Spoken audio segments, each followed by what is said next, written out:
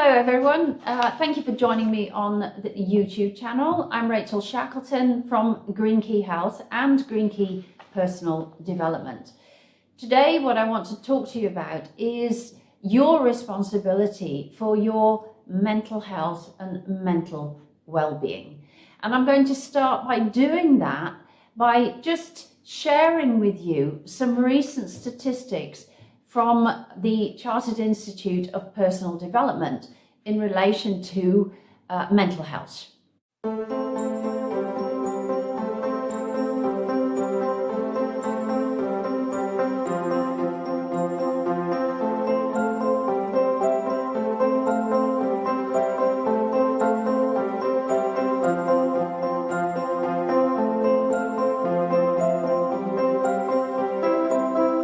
It also found that 80% find it more difficult to concentrate, 62% take longer to do their tasks, and 50% are potentially less patient with customers and clients if they're suffering from poor mental health.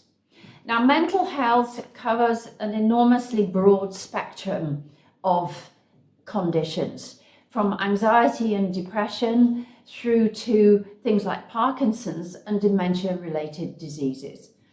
Clearly, I'm not talking about the latter. I'm focusing more on the former, of having good mental health that will help you concentrate more effectively, multitask, remember things, keep a calm outlook on things, not have mood swings. 1 minute you're calm and relaxed and the next minute you've exploded through frustration and anger due to the fact that your mental health is struggling. As with all kinds of health, mental or physical, it is important to be proactive. When we're already in the reactive state, it's already more difficult to fix the problem.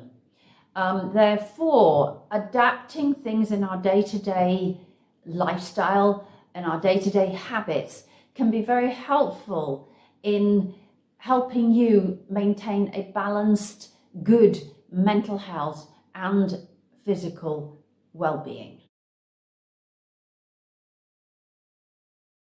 So whose responsibility is good mental health? Well, it's easy to farm out the responsibility to an organisation, to an employer, to the government, to the council, to anybody. But actually, really the bottom line comes down to each one of us as individuals. We are responsible for our physical and mental health.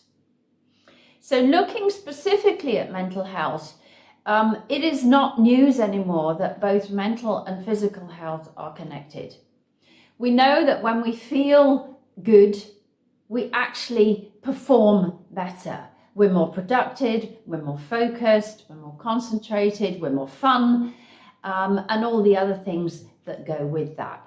So this means that if we look at our gut health, we can do an enormous amount about our mental health. Why? Because there is something called the gut-brain axis, and this axis is critical to mental performance.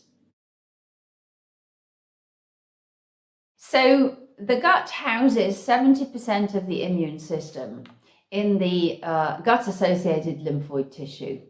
This means that if our gut is not well, the brain is also not well, because of this link between the gut and the brain through this gut-brain axis.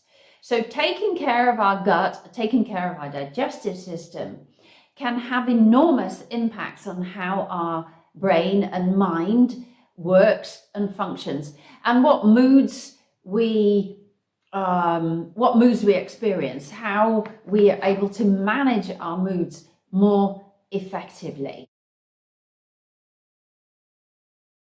So this saying, which I'm sure you're all familiar with, you are what you eat, has an enormous amount to say about how we function, how our body functions, how our mind functions.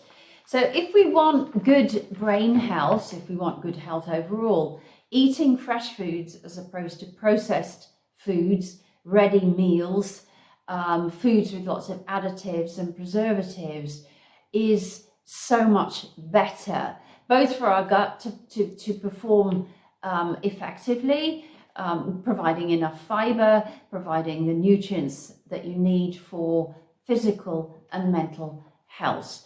So when you think about eating fresh foods, try and think about eating the rainbow. Again, not a new saying. Try and bring in that rainbow into your diet on a daily basis over the meals that you eat throughout the day. Especially important for the brain is, of course, essential fatty acids. And these are the omega-3s, omega-6s that we get from oily fish, from things like avocados, from olive oil, and from nuts and seeds.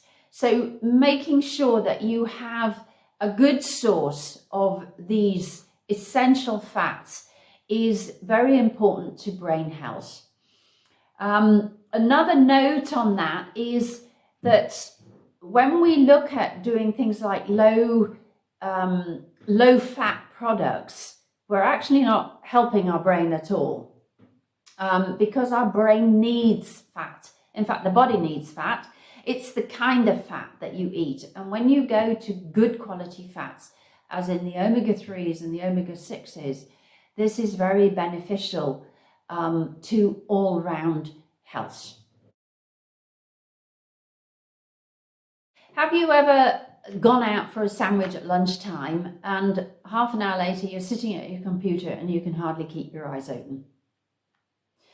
This happens to many people. Why? Because wheat and gluten are extremely difficult for the human body to digest. And this also is quite detrimental to brain performance, to mental health. Because when we are susceptible to the gluten, and especially the gluten, but the wheat also, it means that it slows us down and our cognitive function becomes impaired for a period of time until we actually manage to digest that product through the system, which can be very slow. So try to avoid or minimize wheat-based products and gluten products, because this will make a huge difference to your mental wellness. Another thing that we can do to help our mental wellness is to train our brains. Our brains are like any other muscle in our body. We go to the gym, or we go swimming, or we play tennis or football or whatever it is, and we're training the muscles in our body. Well, the brain is no different. We also need to train the brain. So how do we keep our brain mentally and physically active? So training can come in many forms. Any kind of new task that's challenging that you've never done before will help train the brain. This, especially in the work environment, when you're given a new challenge, is a great way to keep your brain alert, keep it thinking, to solving problems, to working on challenges. We can also train our brains through things like Sudoku, through crosswords, through things like playing chess, playing board and card games with colleagues, friends or family, where you actually have to think about where the cards might be, what might be in somebody else's hand, what to play. All these things help to keep our mind active and keep it well. Learning a language is also a magnificent way to keep your brain functioning.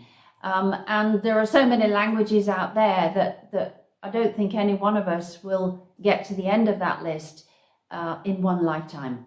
So enjoy learning a language, because it also benefits and trains your brain as well as improving mental wellness. So there are many more things that you can do to keep your mental wellness. For more information, you can find it in the link below, which is a link to an article in Thrive Global magazine with an interview with Bo Henderson. And there you can find many more tips about how to stay well, healthy, and mentally alert. Thank you so much for listening. It's a pleasure to talk to you as usual. Look forward to seeing you and talking to you soon.